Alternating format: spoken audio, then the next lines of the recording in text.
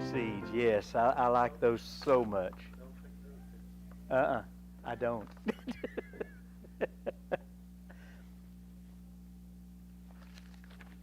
So I know I might have started off on kind of a Debbie Downer note here today, but in a way it's not.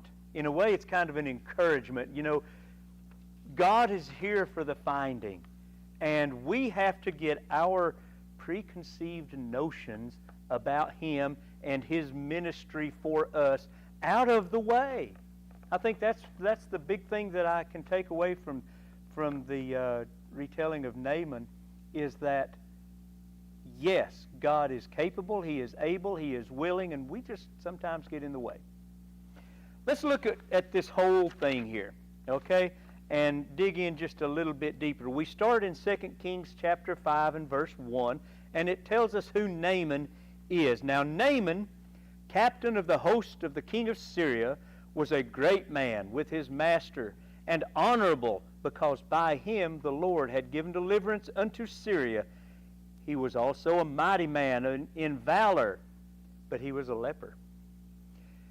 Naaman had all the accolades, all the pomp and circumstance, if you will, all the medals, all of the glory, all of the accomplishments that mankind could ask for. He was an esteemed commander in the army, said he was a captain of the host of the king of Syria. The host of the king of Syria, if you think of the heavenly host, that's everybody. The host of the king of Syria, he was the captain. He was second in command, if you will, or maybe not second, but way up in command to the king of Syria, to the point where he would go into the temples with him and stand at his side as the king did his official duties. He was somebody. He wasn't somebody because he knew somebody. He was somebody because he did things. He was somebody who earned it. He was somebody who you could look at and say, that guy's a pretty big deal. He has done things. You know, sometimes we look at people in great positions and we think, how on earth did they get to that position? Who in the world do they know? Naaman was not that guy. He was the guy who earned it, and you knew it. It goes on to say that he was great with his master. Now, last week we heard about a great woman, right? Now, this time we're hearing about a great man. A great man with all of the same considerations that we looked at the woman last week. We're looking at the man this week. Prestige, power, influence, money, position. He was a great man. And it goes on to say, the Bible says he was honorable. And honorable. Now, there are great men in great positions that are anything but honorable. There are great men in big positions who are very much demonically driven. They are driven by the forces of evil, by the forces of greed, by the forces of selfishness, by the forces of money. This was not Naaman. Naaman was driven by something, but he was honorable in his doings. This was not the man who would go out and burn an entire city with people in it. This was the kind of man who would take care of business, but he would take care of his soldiers as well. He would take care of the battle, but he would also take care of the wounded enemy. That's what I think of when you talk about an honorable man and being a captain of the host of the king of Syria. As we know in the Old Testament, Syria is often an adversarial thing. It's an adversary of Israel or an adversary of someone else. Syria was kind of a loose conglomeration, confederation, if you will, of local towns and cities and areas that had established a kingdom.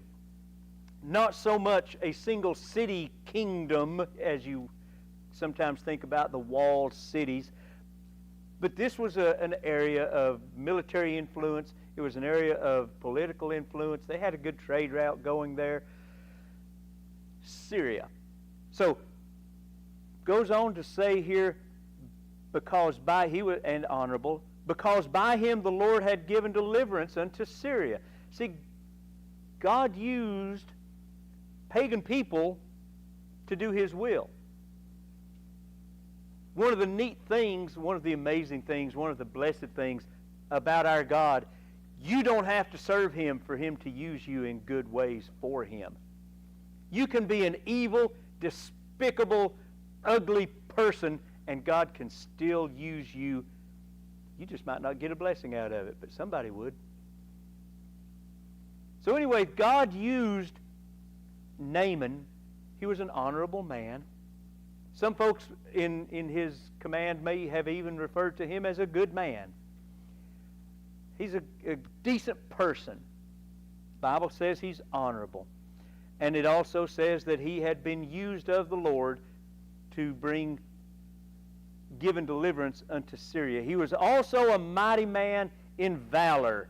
He was a brave man. He was not this man that would stand back here and send his troops into battle. My daddy told a story a few times of crossing over the, I think it was the Rhine, maybe one of the rivers in Germany that had not been blown up by the Nazi folks. And his lieutenant said, Sims, I want you to take your squad and move across that bridge and knock out that machine gun nest. Dad told him, said, I'm right behind you, sir, lead the way. Naaman was the kind of man who I think would have said, follow me and let's go. Do as I do. He was a man of valor. He wasn't a cowardly man. But the Bible also says he was a leper. Now, some commentaries are given to try to downplay. I love it when Bible commentaries try to downplay the big things of the Bible. I saw no less than 2 commentaries this past week that said, well, it says leprosy, but that word is also used of everything from like skin rashes to ringworms. Maybe it wasn't full-blown leprosy. And it's like, the Bible says he was a leper. And anytime I see leper in the Bible, those are the folks on an extended death sentence. Those are the folks who lose feelings in their extremities. They get their extremities get injured, they get damaged, they turn white, their skin turns white, they have boils, they have, or maybe, you know what I'm saying, it's an ugly thing. And you don't die from anything other than just what we would call sepsis today. You get so injured and so damaged and so hurt everywhere that everything poisons and you die. Not a pretty death. He was one of those. And he was a great man. And he was a valiant man. See, he was a man that was not measured first by his infirmity. He wasn't the leper who was also a great man. He was all of these things, but he was also sick. I think sometimes we in our own lives need to realize that we are more than conquerors, but we might be sick. We are children of God, but we're also sick, and we need God's healing. Sometimes of big things, sometimes of smaller things, but we're all sick and need God's healing. And the Syrians had gone out by companies, it says in verse 2, raiding parties had gone out, and had brought away captive out of the land of Israel a little maid, and she waited on Naaman's wife. Now, I understand these raiding parties were not what you would think of. Maybe you're watching a movie about, I don't know, let's say somebody who goes out and raids things. Maybe the Vikings, okay? It's not a Viking raiding party where you go out and pillage and torch and all of this stuff. These guys are going out and, okay, bad guys, yes. Okay, we'll establish. They're doing a bad thing. They're going out and stealing from Israel. They weren't doing it necessarily for their own little party, though. They were. What they would do is get the gold, get the animals, get the slaves, and bring them back to the king, and then let the king decide what was going to happen with them. As you can see, with this, it says maid, little maid. In my mind, I'm thinking of pre-teens or maybe early teens. This young lady, as a maid to Naaman's wife, old enough to know what was going on in Israel, but still young enough to be called a little maid.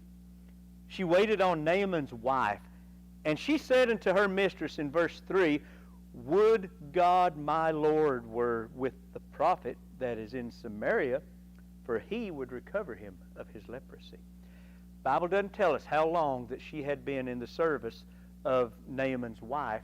But she knew, in a way, and I'm still kind of torn one between the other. I don't know if this was a taunting kind of a thing or a genuine concern kind of a thing. I don't know if this little girl is saying, because little girls can be mean. Little children can be mean.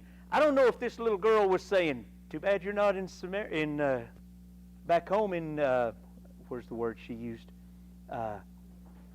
Say again, Syria. No, wait. Samaria, thank you. I thought I was saying it right. I don't know if she's saying, too bad he's not in Syria. We've got a prophet over there that could heal him.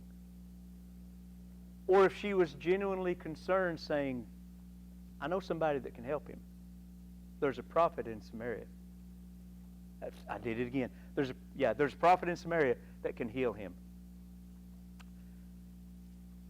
Either way, the message was told. If she meant it to be a snarky little remark, it was still, the message was told.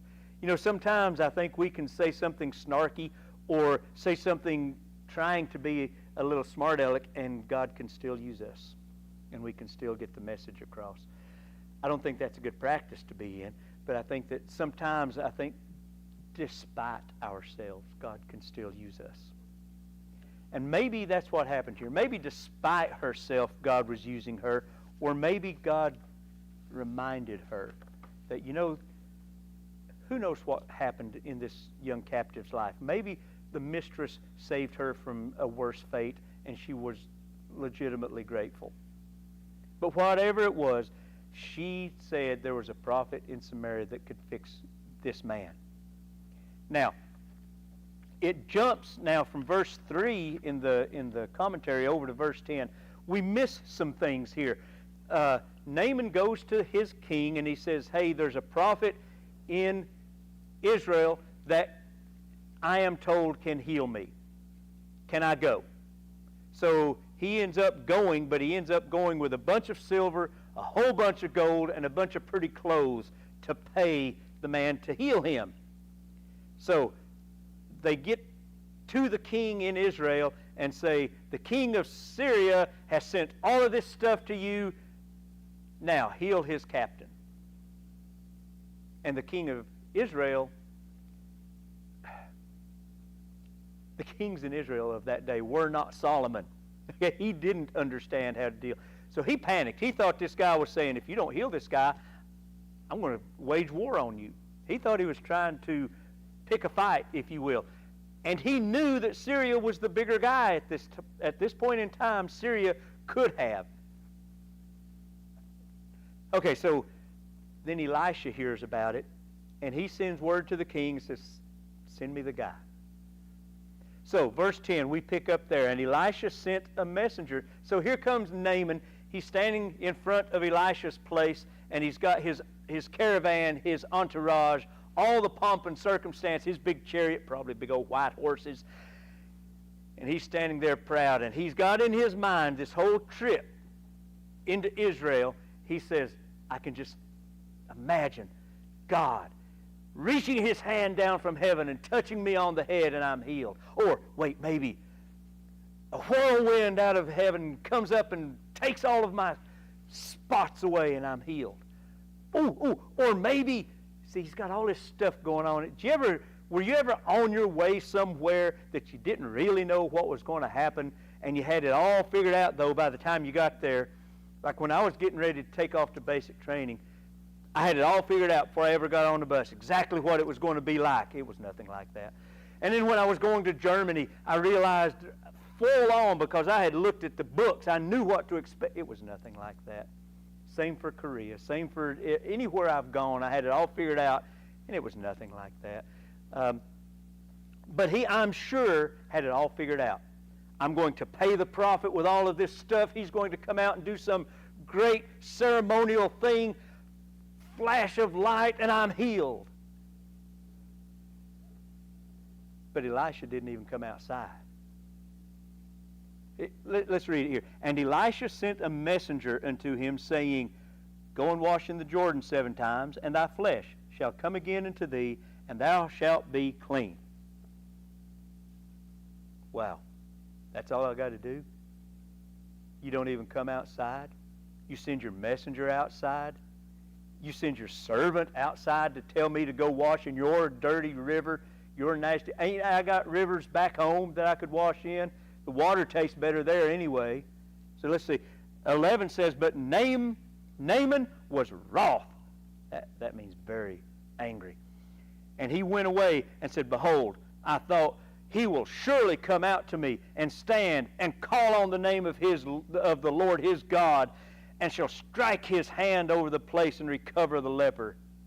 Are not Abana and Pharpar, rivers of Damascus, better than all the rivers of Israel? May I not wash in them and be clean? And so he turned away. So he turned and went away in a rage. Oh, he was livid. This did not go according to plan, and he was not happy about it. Not only did Elisha not come out and heal him on the spot, he sent his servant out to do it. And he told him to go wash. He said, Go wash in the river. And do it 7 times. Wouldn't once be enough? Doesn't that sound like us sometimes? Don't we get things in our heads so fixed and so figured out that when it doesn't go exactly the way we want it to go, oh man, this is stupid. He said, I don't even want to be in this country. I don't even want to drink the water. My water's better than this water. And you got to be mad to be talking about somebody's water. That's like going to somebody's house and talking about their well. That's just, you just don't do that. But he's angry. And any little thing he can find to get mad about. Did you ever notice how you get mad and old devil keeps pointing out more things to get mad at? Like you stump your toe. That hurt. I'm mad. Stupid shoes. Why wasn't my shoes thick enough? Who put that bench there anyway? It just goes. And he was sick anyway. I'm sure he was feeling it.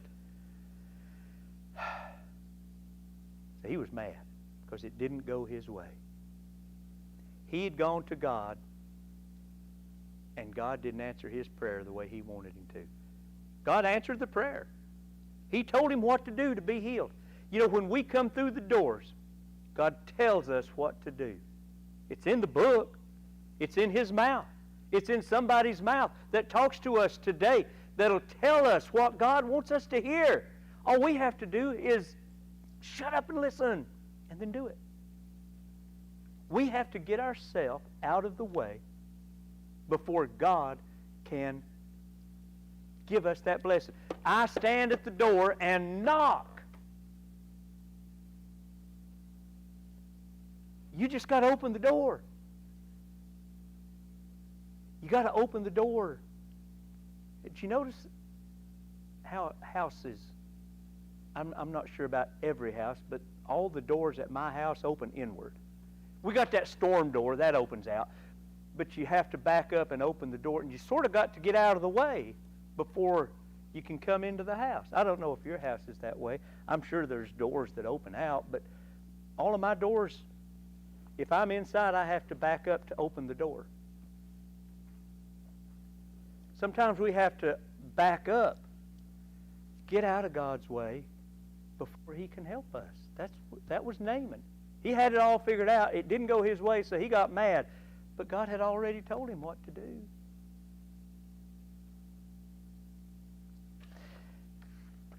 Let's look at what happens here next.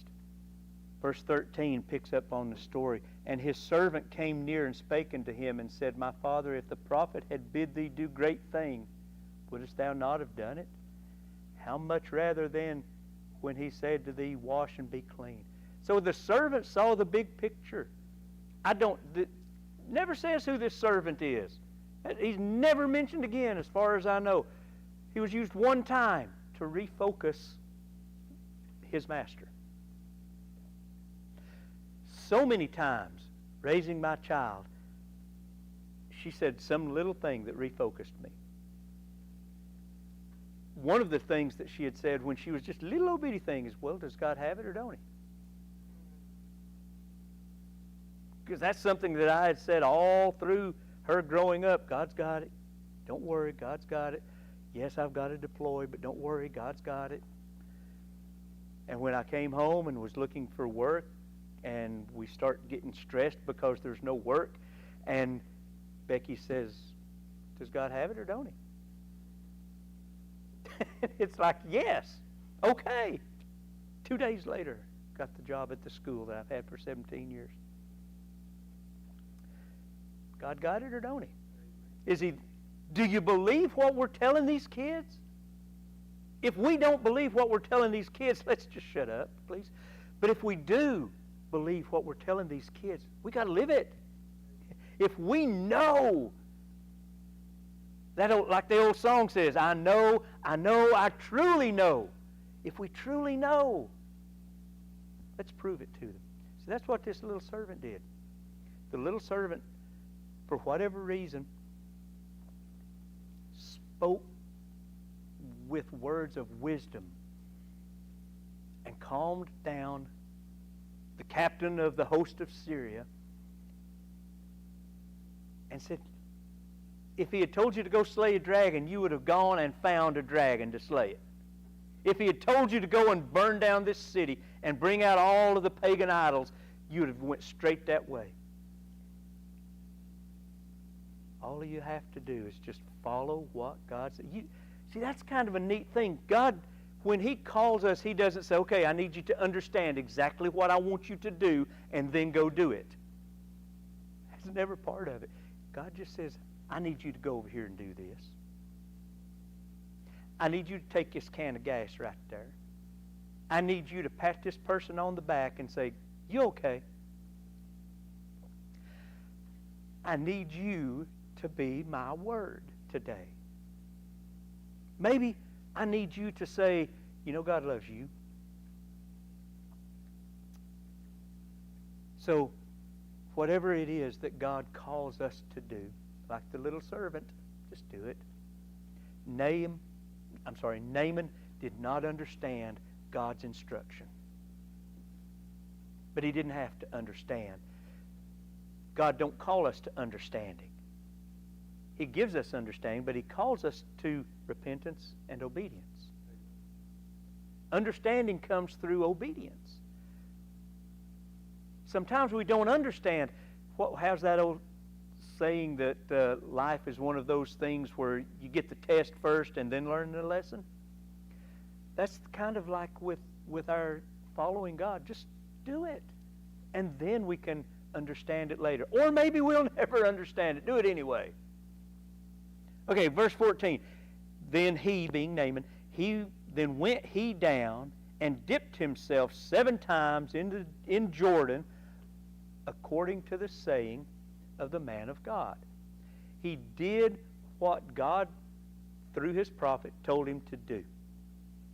Still didn't understand it, but was willing to do it anyway. And what happened? And his flesh came again like unto the flesh of a little child, and he was clean. Now, this is a warrior guy. This is a captain of the army. In my understanding of what the Scripture says right here, his flesh came again. His flesh was made new. Clean, where it says clean, that's the same word that's used for perfect. Like unto the flesh of a little child. I'm seeing the wrinkles in his face gone. I'm seeing the scars from that sword in his arm and that pierced arrow in his side. I'm seeing those scars are gone. I'm seeing when God cleanses you and heals you, it's done. It's total. It's complete. And there was no half. God don't half heal. When he healed his flesh, his skin was I'm not making this up. It says it's like unto the flesh of a little child. Or little children wrinkled. No, they got them little fat cheeks that just won't wrinkle. You can squeeze them and they won't wrinkle. His flesh was like that of a little child. He was so healed that he wasn't wrinkled up no more. The sun damage from all those years on the battlefield was gone. Those blisters on his feet from the sandals and boots, they were gone. All those old calluses on his hands from all those years of fighting, they were gone. I'm not making that up, am I? It came again unto the flesh of a little child. He was healed, and there was no doubting it. See, he came expecting for these little sores to go away. He came expecting for this open wound up here to be healed. He came expecting for his open wounds on his knees to be healed. He got new skin. He got scars that he had lived with. Listen to that. He got scars that he had lived with his whole life. Since that battle, you know, the one where you get that scar, that was gone now. And his whole flesh was healed like a new baby, like a little child. And he was clean. And he returned to the man of God then. When he saw what God did for him, so far over what he had expected. Let's just fix these little things. God says, no, I won't fix it all. You know, we go to God and we say, God, I got this little problem in my life. I need to surrender my life to you so that you'll fix my drinking problem. I need to surrender my life to you so that you'll fix my sin problem. God fixes it all. He empowers us to live a complete, clean, whole life in Him simply by surrendering to His will. Verse 15, this is what he did. He returned to the man of God, he and all his company, and came and he stood before him. So this time he saw the prophet. And he said, behold. Now here's his witness. Behold, now I know that there is no God in all the earth but in Israel. Of all the lands that he had conquered, of all the battles that he had been in, of all the places he had gone, all the lesser demon gods that he had seen, he realized. Now, was he saying that there was none? No, because there was many, but there was only one true God. There was only one God that was the true God in the whole earth, and that was the God of Israel. That was a concept that mindset of that day, of that period, of that area did not grasp, because I've got my family God, Dan's got his family God, Sis has even got her own God that's over there somewhere. And then the family has a God. And then over on the other side of the bridge is the other folks and their gods. And we'll see whose is stronger. But this man was saying, all of that, I was wrong. He was admitting that he had it wrong. There is no other God in all the earth except for that one that's in Israel.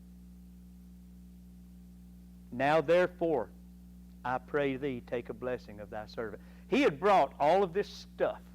He was willing, he was prepared to give it all to the prophet because of what the prophet in his eyes, see, and in his eyes, in his mind, he was still trying to figure it out, because usually the way that religion, in air quotes, works is the person manipulates his deity to get what the person wants.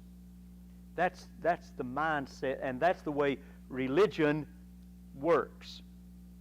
Salvation, God doesn't work that way. We don't manipulate God to get what we want.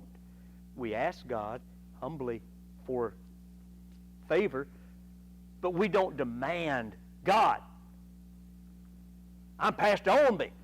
You got to do this for me. That ain't the way it works, is it, brother?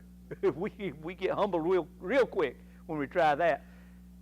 But that's the the mindset that Naaman had was the prophet Elisha had manipulated his God, and his God had cleansed him. Now that was the true God. But he didn't catch the fact that it wasn't Elisha that pulled the trigger. Elisha then had to explain to him, in verse 16, he says, "As the Lord liveth, before whom I stand, I will receive none." So Elisha told him, "You got it wrong, buddy. I didn't do this. God did this. He allowed me to watch and tell you what to do, but God did it. This wasn't me. And I will not take your goods and services and clothes and gold and silver. I won't take that because I didn't do anything, and you need to realize that was all God." So he said, "I will receive none." He urged him to take it, but he refused. "Please take it. Just take it for me." "No, I didn't do it." And Naaman said, in verse 17, here's where the shift in Naaman's thinking, I think, was starting to become evidenced.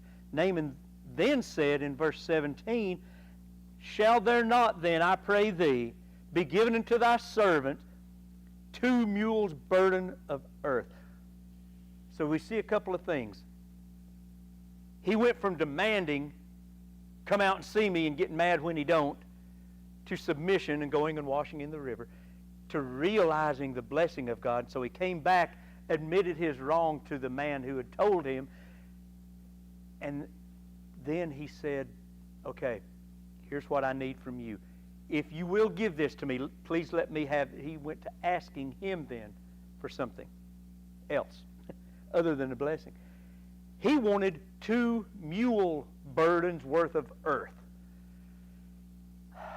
I don't know how much a mule's burden is. I don't know if that's 2 wheelbarrows or 2 truckloads. It doesn't matter. He wanted enough dirt out of Israel to take back home with him. When I was deploying to Israel one time, I don't know if I've told, everybody may not know this. My daddy, for years, tens of years, decades, would carry a stone, a rock, maybe some about this size, some big rocks. And back on the back end of my farm is a big hill. And it's a worthy hill. My daddy would carry these rocks up to the top of that hill where he had consecrated a place to pray. And he built him a little altar up there. I say little, I can't reach around it, and it's about that tall. But he had carried those burdens up the hill and left them there in that pile for his altar. And he would go up there, if not every day, at least every other day, every time he could, he would get up that hill. Sometimes when he got older, he would take the tractor and go up the hill.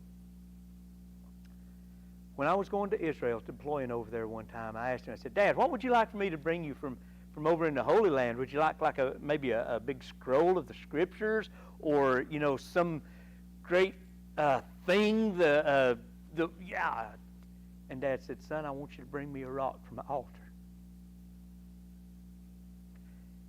He said, "Don't have to be a big one. Just bring me a rock from the Holy Land that I can put on my altar." I don't know why that's getting me upset, but I was able, I found a rock, and it was beautiful. It was white. It was just as white as it could be, and it was about the size of your head. And the only problem was we wasn't supposed to bring nothing like that back. And I hope I don't get arrested for doing this. This might not need to go on air, Josh. But I found a way to get this rock. I put it in my MRE box where my food was supposed to be, put it on the back of the truck, and it come home. And I took it to Dad and gave it to him. And he carried that white rock. He carried that when he wouldn't ride.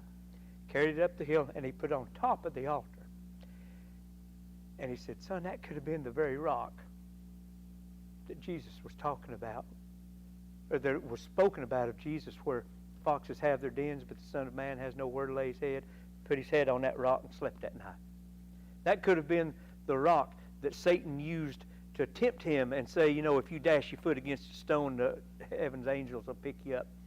He said, you don't know what that means. It was a rock. But I didn't know what it meant. But that rock is still up there on the altar right now. I don't know where I was going with all that. Hang on a minute, I can't see. Naaman wanted dirt. He wanted the dirt from the place where he was healed, to take back to the place where he lived and build himself an altar to worship God on. And he didn't want to use the dirty stuff that the gods of his country were all a part of. He wanted God's dirt to build his altar. He says, for thy servant will henceforth offer neither burnt offering nor sacrifice unto other gods, but unto the Lord. In this thing the Lord pardon thy servant. We'll talk about that. He wanted to build an altar from the dirt of the Holy Land where he was healed and kneel and pray at that soil. He wanted to talk to the God in that earth. You know, sometimes when we go places, we get souvenirs, right? And it was something, maybe it was made in China, but you bought it in Bermuda. It's a souvenir, something you can look at and say, I was there. It was real. It's a remembrance. It calls for remembrance, something that happened. He took his dirt and he used it every day when he bowed down and prayed to his God, the God of Israel that had healed him, when he clasped his clean hands together with no wrinkles and prayed to the God who healed him. Further evidencing his change of heart. Verse 18 goes on to say, in this thing the Lord pardon thy servant, that when my master goeth into the house of Rimmon to worship there, and he leaneth on my hand, and I bow myself in the house of Rimmon, when I bow down myself in the house of Rimmon, the Lord pardon thy servant in this thing. See, he knew that he had to do some things in his position that he didn't want to do anymore. He had to ceremonially go with his king into the house of the king's worship and ceremonially perform whatever it was. But he was saying there, I may do this, I have to do this, but I don't believe it. And I want you to know I don't believe it. You know, when I was in the Army, I was a chaplain assistant. Part of what we did was we made it possible for everybody to worship in the tenets of their faith. So that I have worked for Catholic priests, I've worked for Protestant folks, I've worked for Baptist preachers, I've worked for Jewish rabbis. There's also now, thankfully there was not this big of a thing when I was there, but there are also now in the military, there's Wiccans, witchcraft, and there's Satanists. And, you know, part of what the Army and the military, the big military, is to provide opportunities of worship. So that meant that if somebody came into this place, not this place, but if they came into that place and they had a service there, that I didn't have to agree with it, but I did have to support it by keeping whatever going. That's what Naaman was asking here. He said, you know, there's some things I have to do for the king. I don't agree with it anymore, but my position says that I have to be there in a ceremonial sense. Can you ask God not to hold that against me? I don't personally have a doubt that if Elisha had looked at Naaman and said, you know what, you don't need to do that anymore, that Naaman would have said, you know what, I won't do that anymore. You tell me to stay right here with you, and I am here. I will be your servant. I think he would have done it. But Elisha kept the focus on God and not on him. He said, you go and be in peace. See, Elisha was able to realize the change of heart that had taken place in Naaman. Naaman was no longer looking at things from a multi-deity perspective. There was only one God. It's kind of like you can eat the meat sacrificed to idols if you want to. It doesn't matter. They're not God. Elisha told him, said, you do what you have to do, kind of like rendering to Caesar that which is Caesar's and then to the Lord that which is the Lord's. You do what you have to do, but you keep your heart focused on the true God, Naaman. You do what you have to do, but remember who healed you. And remember those gods that you prayed to that didn't heal you. Naaman could have traded his healing in an arrogant burst of temper tantrum and just went on back and suffered and died. But he submitted to what God told him to do, even though it didn't make a bit of sense. I want to close out in the same way I opened up. Why'd you come to church today? Do we come seeking God's comfort, guidance, safety, connection, maybe an escape, entertainment, social interaction? Did we come out of a desire or out of duty? Is church a burden or is it a joy?